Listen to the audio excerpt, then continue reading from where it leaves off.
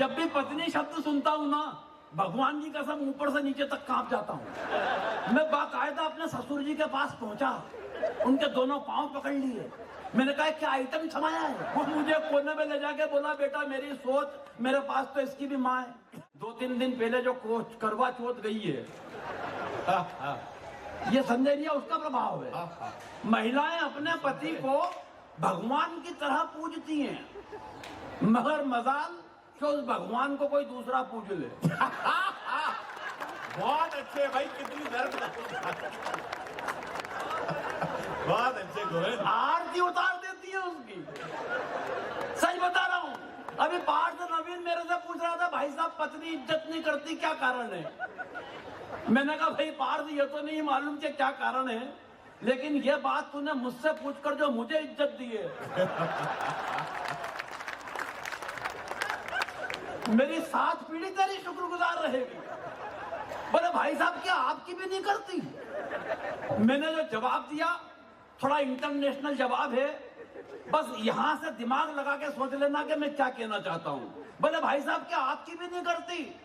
मैंने कहा पार्थ एक बात ध्यान रखना, हिंदुस्तान में अगर रुपए का मूल्य गिरता है तो उसकी गिरावट हर प्रांत में अलग अलग नहीं होती। बहुत अच्छे गोविंद।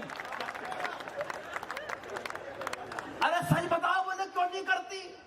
मैंने कहा बेटा एक बात ध्यान रखना, जब कोई लड़की मायके से विदा होकर ससुराल में आती है, अपने पिताजी को छोड़ के आती है तो बदले में ससुर साहब मिलते हैं, माँ को छोड़ के आती है बदले में सासू माँ मिलती है, बहन को छोड़ के आती है बदले में ननंद मिलती है, भाई को छोड़ के आती है बदले में देवर मिलता है, मगर ऐसा क्या छोड़ा कि तुम और मैं पल्ले पड़े? बोले भाई साहब ऐसा तो कुछ भी नहीं छोड़ा। मैंने कहा फिर एक बात समझ ले बेटा कि जो चीज भोकट में मिली है उसकी इज्जत कौन करता है? तालियां कम है आपकी। वाह,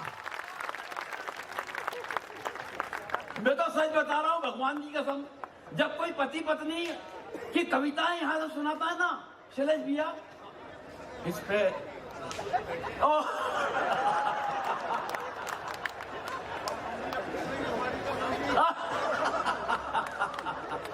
क्या महाराज साहब क्या कह रहे हैं? मैं तो महाराज साहब जब भी पत्नी शब्द सुनता हूं ना, भगवान की कसम ऊपर से नीचे तक कांप जाता हूं, पूरे शरीर में सनसनी सी दौड़ती है।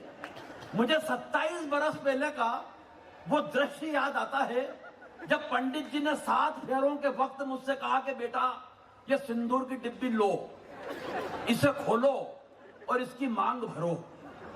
आज जब वो दृश्य कल्पना में आता है तो ऐसा ये लगता है कि वो मांग नहीं थी, वो दरअसल नक्सलियों की एक सुरंग थी।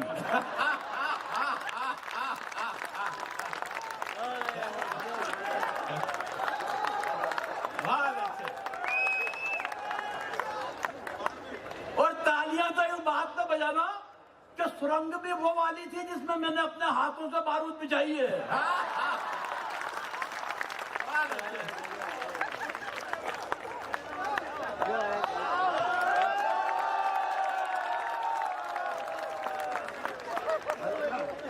भाई गोविंद ये बहुत ही भाई आजाद इसलिए उठ के आए हैं कि मैं उनके बारे में 2 शब्द कहूं, लेकिन कमाल कवि है, पूरे देश की यात्रा कर रहे हैं। मैं तो शैलेश भैया देखो पत्नी पे कविताएं लिखता नहीं हूं, पत्नी पे कविता वो लिखता है जो कुंठित होता है, जिसकी अपनी पत्नी से अंडरस्टैंडिंग ठीक नहीं होती। अंडरस्टैंडिंग के मामले में मैं और मेरी पत्नी लाजवाब। 27 साल हो गए शादी को, लेकिन 27 साल की शादी की जिंदगी में उसने कभी मुझसे गंवार, मूर्ख, बेवकूफ, नालायक, पाजी, गधा, जाहिल ऐसे किसी शब्द का इस्तेमाल नहीं किया। कारण अंडरस्टैंडिंग इतनी कमाल की है, इतनी कमाल की है कि बस वो नजर भर देखती है और मैं समझ जाता हूं इनमें से क्या कह रही है। ये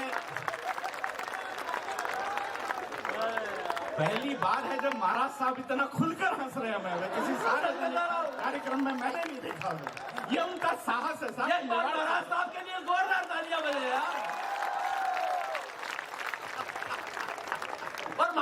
ऐसा नहीं है, महाराज साहब ऐसा भी नहीं है कि मैंने उससे निजात पाने की कोशिश नहीं की। मैं बाकायदा अपने ससुर जी के पास पहुंचा, उनके दोनों पांव पकड़ लिए, मैंने कहा क्या आइटम छमाया है,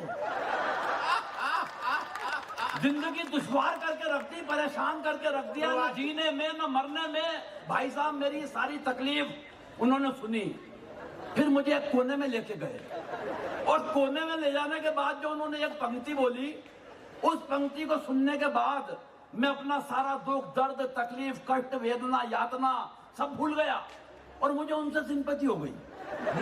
वो मुझे कोने में ले जाके बोला, बेटा मेरी सोच, मेरे पास तो इसकी भी माँ है।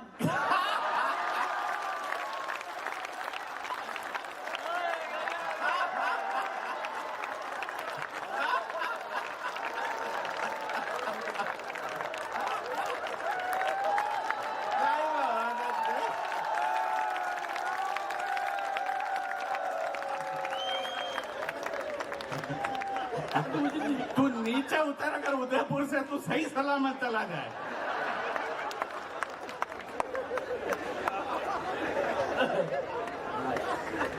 सही बता रहा हूँ साहब। आजाद भाई बात कर रहे थे आतंकवादियों की।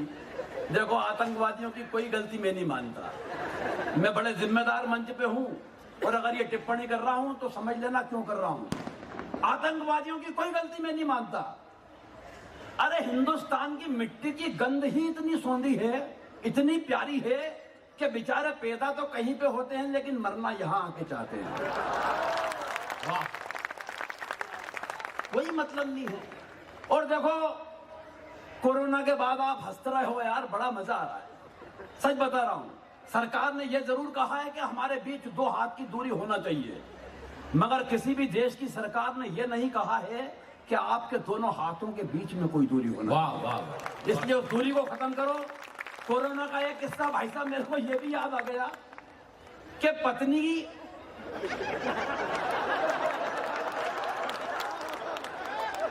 यार तुम्हारी हालत ये हो गई कि मारो कहीं लगे वहीं। सही बता रहा हूं, मैंने पत्नी को आवाज लगाई, मैंने कहा ये संजय भैया बहुत बारीक बात बता रहा हूं। मैं बिल्कुल बिल्कुल। मैंने कहा ये टेबल पर 2 मास्क पड़े हुए हैं, लाल निशान लगे हुए, इसमें मेरा कौन सा है?